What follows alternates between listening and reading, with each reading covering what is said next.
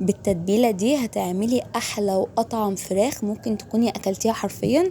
دي فراخ مشوية في الصينية وفيها صوص كمان، ممكن تاكليه بقى مع الرز وكده. عايزة تغمسيها بالعيش هتمشي معاكي برضو. والله طعمها في حتة تانية. لو جربتي الطريقة دي هتعتمديها.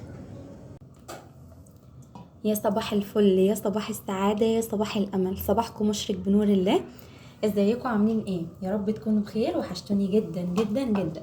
يلا بقى نصلي على النبي، اللهم صل وسلم وبارك عليك يا رسول الله. ونسمي الله ونبدأ الفيديو بتاعنا. بس قبل ما نبدأ الفيديو، يا ريت لو أول مرة تشرفيني في القناة تعملي اشتراك، ويا ريت تعملي لايك للفيديو، وتعملوا كومنتات كتير بقى، وتصلوا على النبي في الكومنتات، تدعوا لي دعوات حلوة. يلا بقى، انا النهارده الفطار بتاعي النهارده دول فرختين، حجمهم صغير مش حجمهم كبير زي ما صورتهم الفيديو اللي فات. هبدأ بقى، انا نضفتهم كويس، فهبدأ بقى ان انا انقعهم. الفراخ دي متصبنه، او بتصبني الفراخ بصبنها بالصابون الشمس، عشان صابون الشمس بيشيل اي زفره منها. بعد كده بعصر ليمون،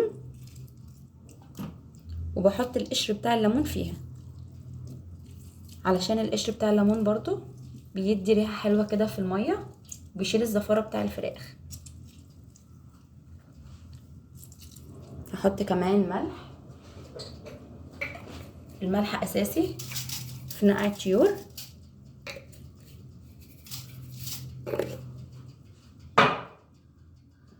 هحط كمان سكر،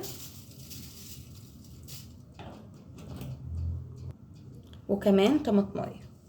تعصري الطماطم برضو من الحاجات الحلوه قوي اللي بتخلي الفراخ جوسي كده وحلوه لما بتحطيها في محلول النقع، وبتمنع الزفاره تماما من الفراخ.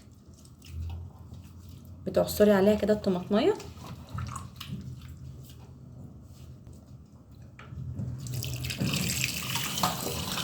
وبعد كده بتحطي ميه تغطي الفراخ بس، طبعا شايله منها اي زيادات.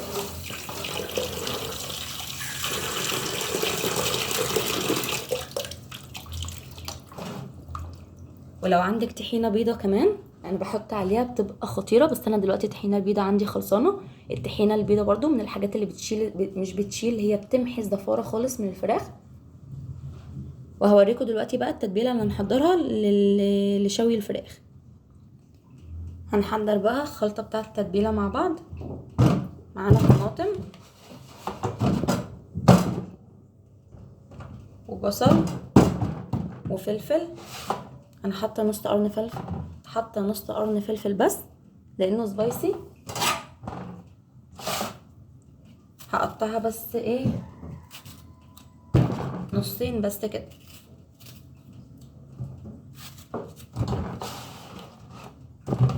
علشان تبقى سهله في الضرب.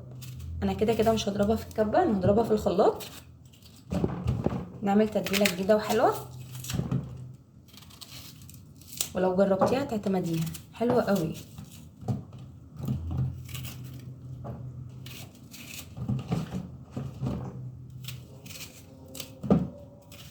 هحط بقى التتبيله دي في الخلاط. هحط الخضار ده، البصل مع الطماطم مع الفلفل، وهحط كمان معلقه توم مفروم، واحط حبه ميه وحبه زيت ومعلقه كبيره ملح وحبه فلفل اسمر وحبه بهارات فراخ. بعد كده هضربهم واجهزها معاكم. كده معانا الخلاط، طماطم، فلفل، والبصل،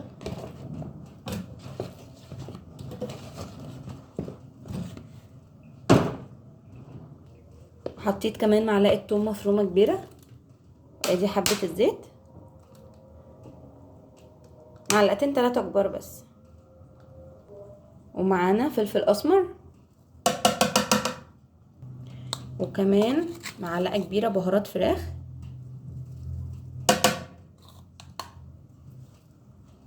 وربع معلقه صغيره كده قرفه تديلها تست عالي قوي، معلقه كبيره ملح، وهحط على الخليط ده كوبايه ميه بس، وهاخده بقى اضربه. وكده الخلطه بتاعتنا جاهزه. مش قادره اقول لكم الريحه بتاعتها عامله ازاي، بجد حلوه قوي. وهاخد معلقتين كبار من دبس الرمان ده،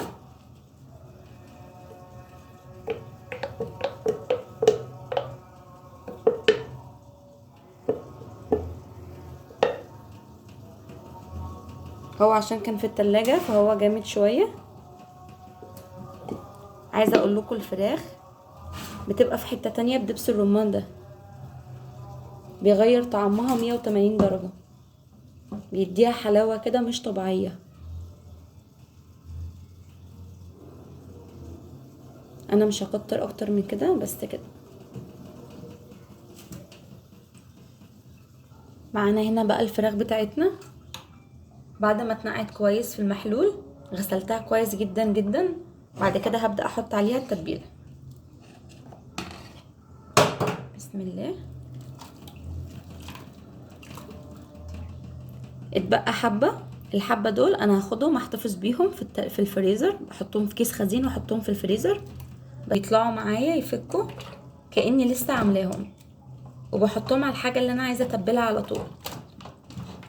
بتنجز معايا قوي على فكره. انا ساعات بعمل كميه وبقسمهم كده في اكياس خزين وبحطهم في الفريزر، بتنجز معايا قوي. طبعا انا عايزه اقولك ان الفراخ دي لو اتنقعت من بالليل لتاني يوم في التتبيله دي هتبقى حلوه جدا. تحطيها في التلاجة كده بحله، هتبقى خطيره وتشرب من التتبيله. لو ما عندكيش وقت وهتعمليها مثلا الصبح في نفس اليوم، يبقى تتبليها اقل حاجه خالص 3-4 ساعات علشان الفراخ تشرب من التتبيله كويس جدا.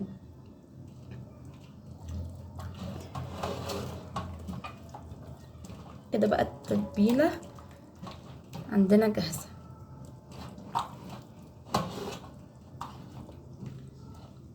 هسيبها بقى منقوعه كده في التتبيله اقل حاجه 3 ساعات.